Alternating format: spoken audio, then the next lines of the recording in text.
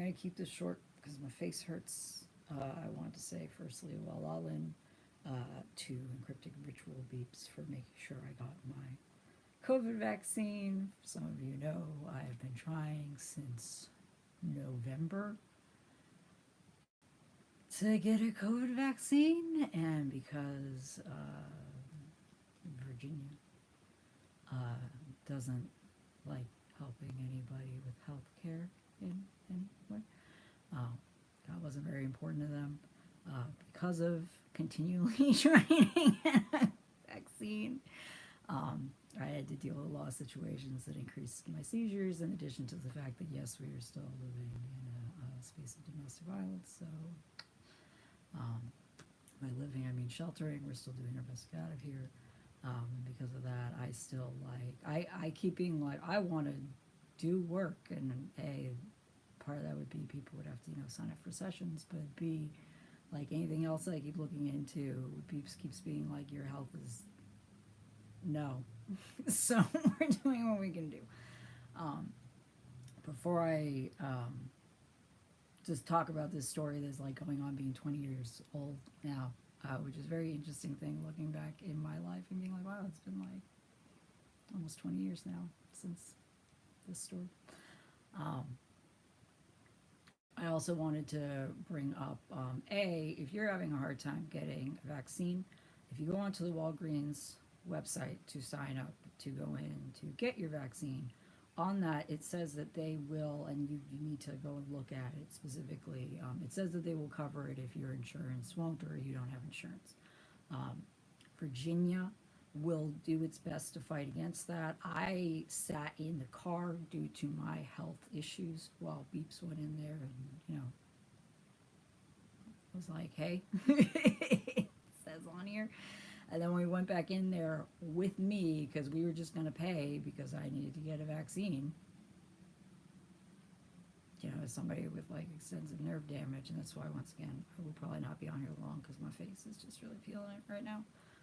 I'm having a hard time seeing. None of this is new. Most of this is decades old. More story for another time. You can probably go back through it.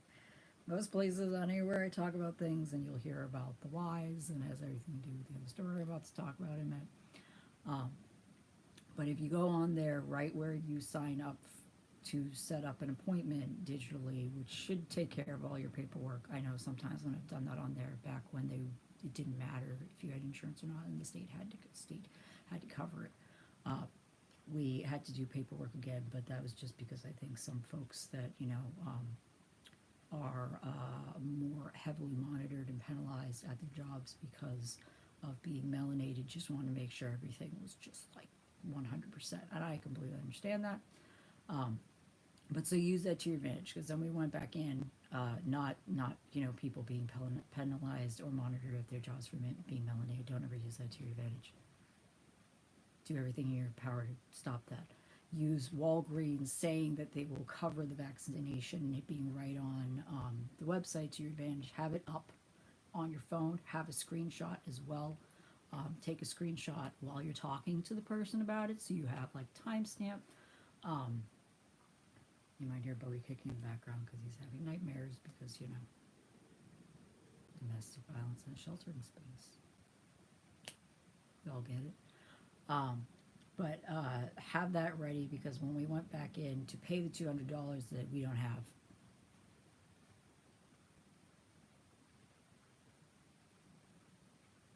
everyone's health should be cared for, y'all, for free. Just gonna remind everybody.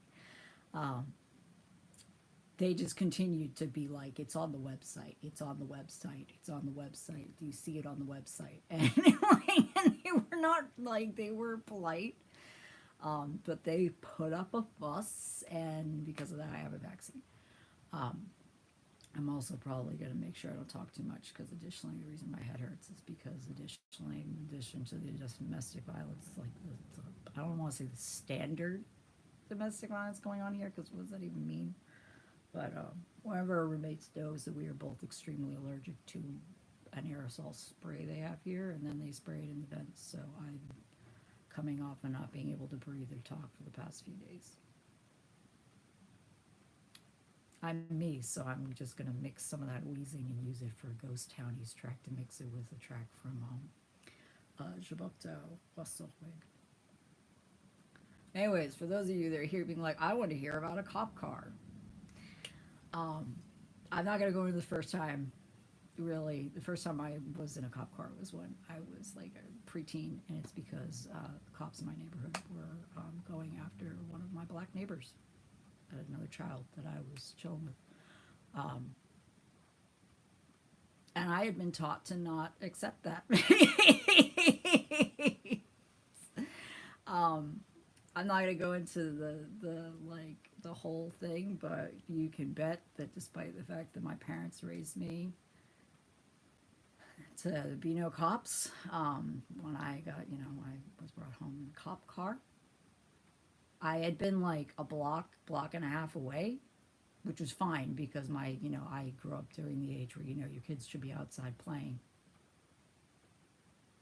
because it's healthy for them, even when the cops are going to surveil them. Especially because it allows children that are light-skinned to help make sure children that are melanated not get shot by the cops or at a bare minimum traumatized, which I'm sure this kid still was. But when I got brought home like that, to the cops' faces, like I got in trouble in a very visible way because this is back in the day. And then afterwards, my mom was like, I'm so sorry. Like, they don't know what to do with you because of the fact that you won't, let people abuse one another, especially when they're in place of authority. So that's how we segue into the next thing. So, almost 20 years ago now, I was working, I'll say for PLD. It's a pet store chain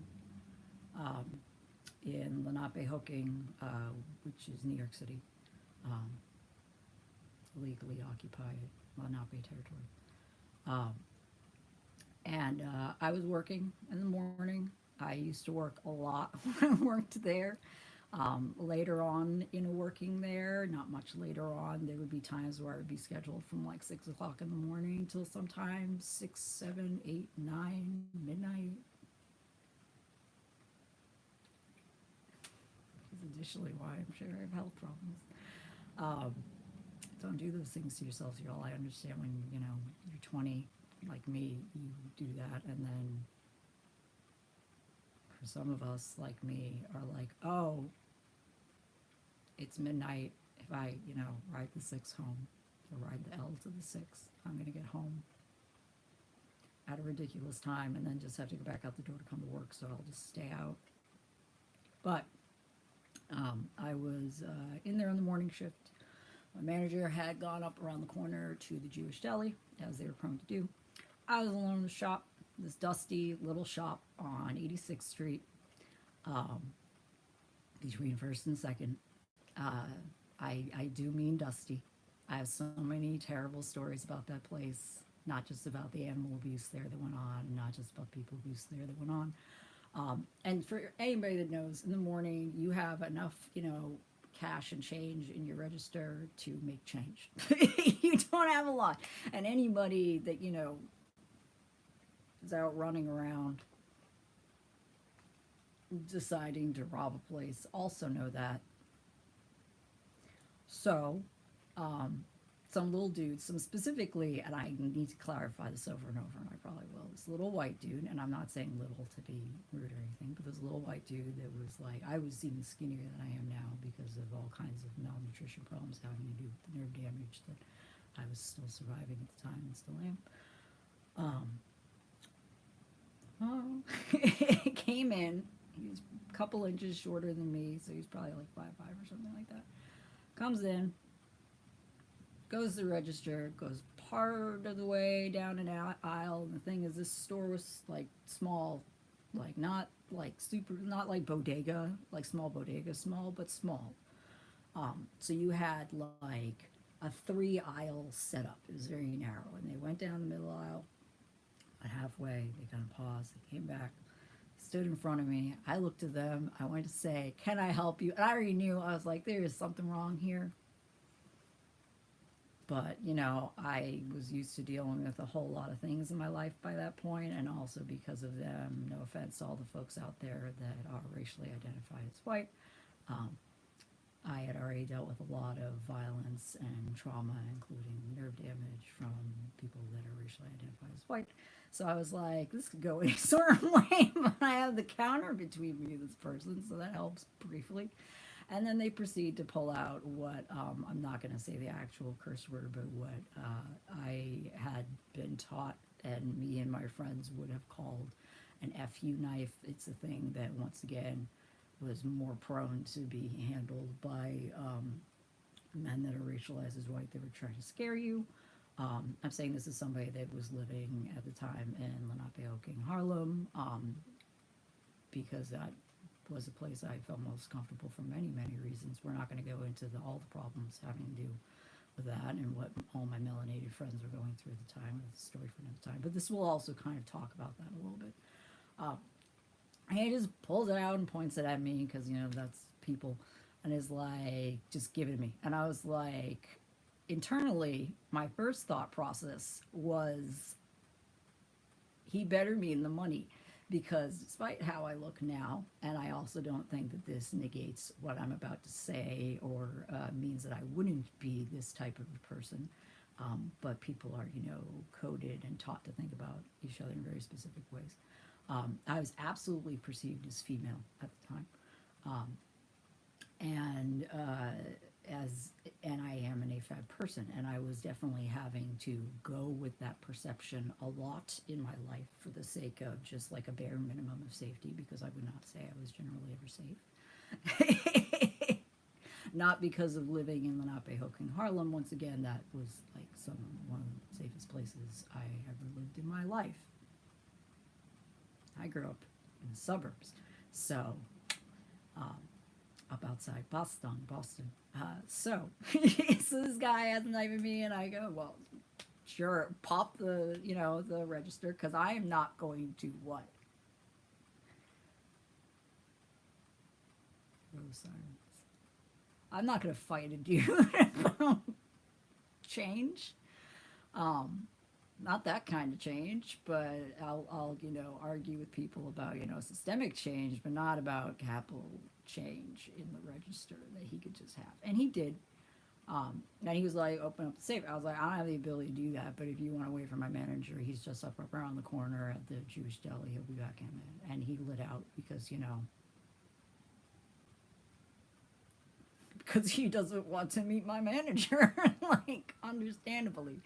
But so he leaves. My manager comes back in about 5 minutes. I'm standing there. I left the register the way it was. I didn't touch anything.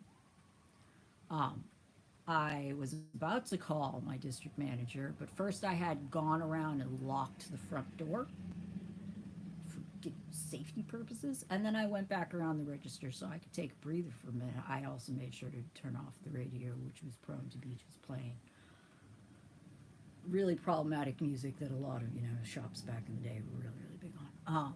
I'm not going to go into that.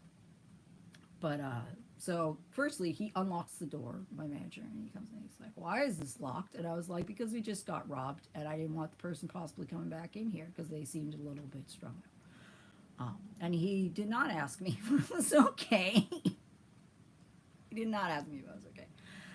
He was like, wait, how much did he take? I was like, what was in the register? So the morning amount, which I don't remember at this point. It was probably like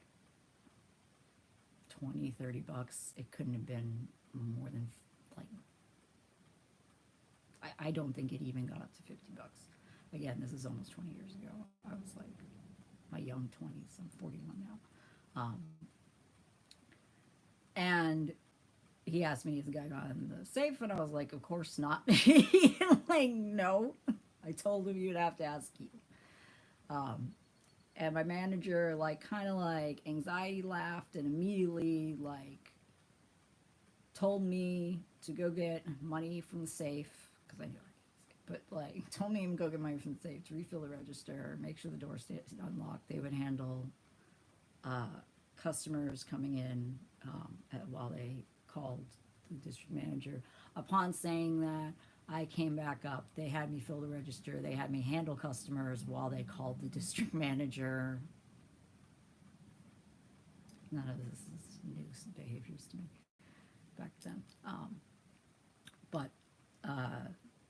And so the district manager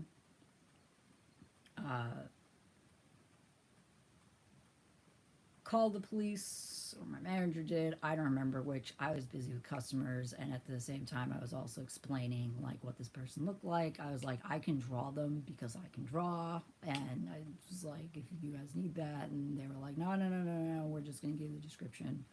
And after a little bit, probably like a half hour, they're like, in about a half hour, the cops, some police officers are gonna come, and they're gonna bring you down to the precinct so you can, you know, take a look at some of the people that they've picked up. And I was just like, well, that was really fast. Because for me, I'm like, we are right near the 6 train. And, you know, many buses. So I'm sure this guy's gone, but okay. And so I proceeded to, when the police got there, get in the back of a police car and go to the station. Being in the back of this police car, I definitely was like at least a little bit dissociative as they were explaining to me what was going to go on when I got there. I mean, it was pretty straightforward. Everybody's seen movies. It was pretty straightforward. They just had me come into a room, take a look at some people. We'll go into that in a second. But it was definitely at least somewhat disassociative because having been in a police car at a young age for, you know, having stopped cops from being violent and a melanated child, I was definitely having internal moments of being like, is this actually, are they going to turn around and do something to me? To just further add to that, I have had to deal with cops many times in my life because I've had melanated friends throughout my entire life, and I've also been taught by my parents who also raised me around their melanated friends, and their melanated friends' families to like not tolerate, you know, systemic racism, violence to anybody, but you know, it tends to happen more often, to melanated people. And so, like, before having moved to Lenape-Hoking, I visited many times to see a person who became my partner. And one of the times while visiting, still a young teenager, we were sitting out in a park, and the cops immediately came over and were like, what gang activities are y'all up to? And then saw me, who was the one that responded, being like, we're sitting here talking about school, actually. And because I would not allow them to hassle my friends, because I kept being like, so what's the problem? What's the problem? What's the problem? I ended up getting a ticket from that situation, and I was there briefly and then heading back to Boston area. For which I could not, you know, come back and, you know, serve my ticket. and I ended up having a warrant briefly against me for that. So, like, again, there's like so many levels of just like cop interaction stuff in my life that being in this car, I was just like, is something else going to happen? Nothing else really happened to me. We got to the police station. I'm sitting there. They bring the people out to stand in line behind, you know, the glass for me to point out who they are. And before they could even have anybody, you know, say, give it to me or anything like that, I say, there is no one white in this lineup. And the police officers go, one of them goes, he's probably in there, you just go, I understand you're really upset. And I was like, I'm not really upset. I'm sure I'm tired. I'm sure a little stressed out.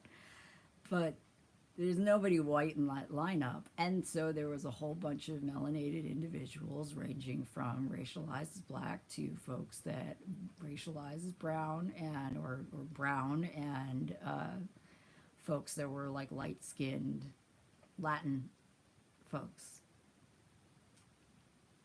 And so the officers start hassling me this person perceived as a very skinny, light-skinned femme who looks tired and is in, you know, their work khakis and button-up shirt.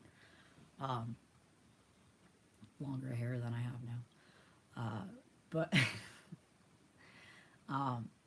and after a little bit of just pushing and hassling and being like, all you have to do is pick somebody, all you have to do is pick somebody, I don't know why you're making this difficult, all you have to do is pick somebody.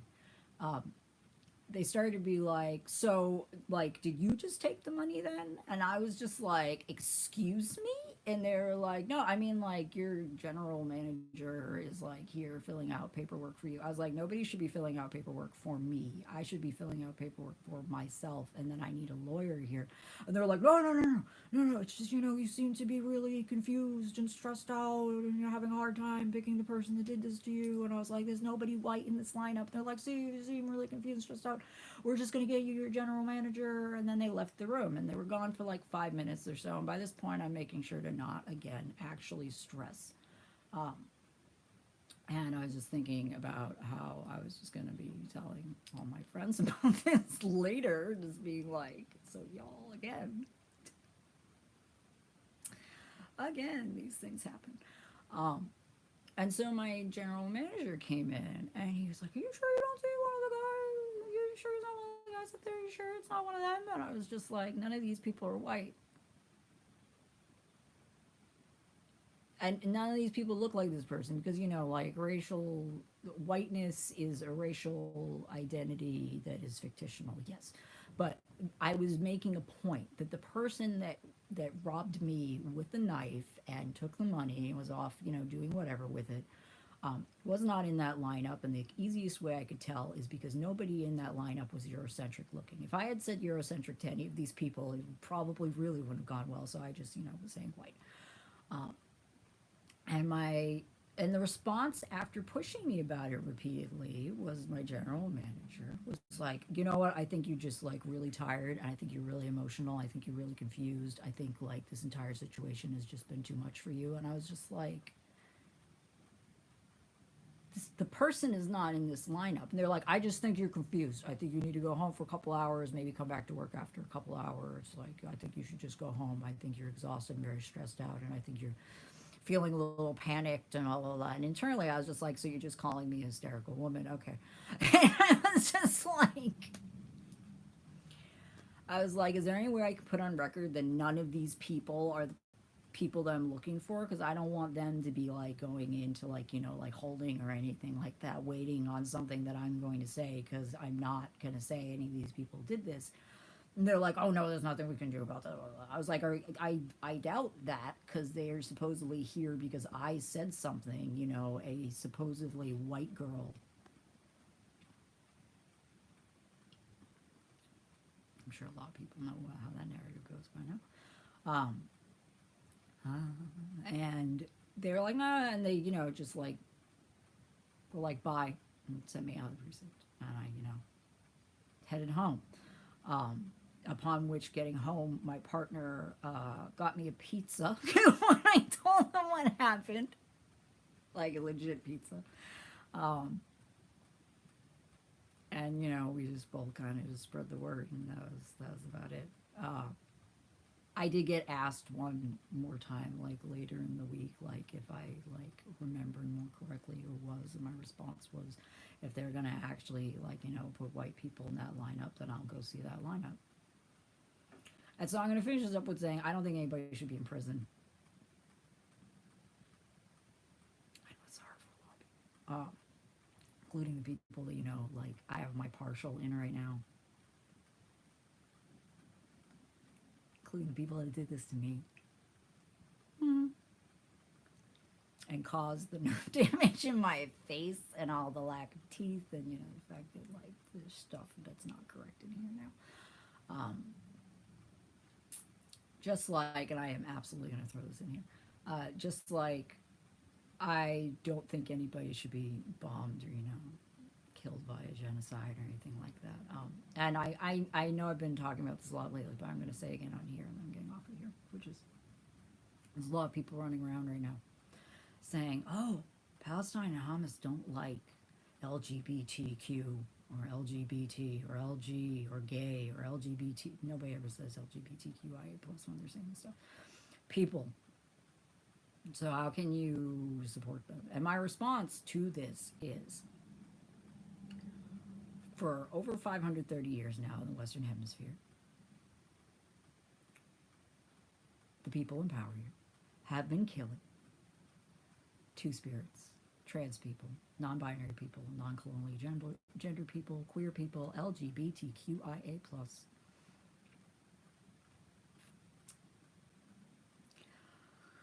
So firstly, that needs to stop before anybody comes at me with, don't you care about people across the water disliking you. But the second thing is, even if somebody dislikes me enough to want to kill me anywhere, I don't want you bombing them. I don't want you going off and murdering them. I don't want you using that as a reason for genocide. I don't want you using that as a reason to not give people water or food or anything like that. I don't want you to use that as a reason for sexual violence. I don't want you to use that as a reason for any violence.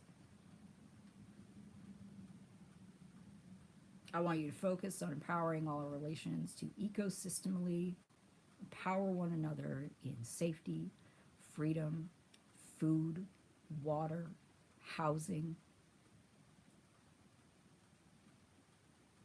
not having to depend upon systems like capitalism or hierarchism to feed us when they don't actually. They just, make us work for the bare minimum that they're willing to, scraps they're willing to throw back at us.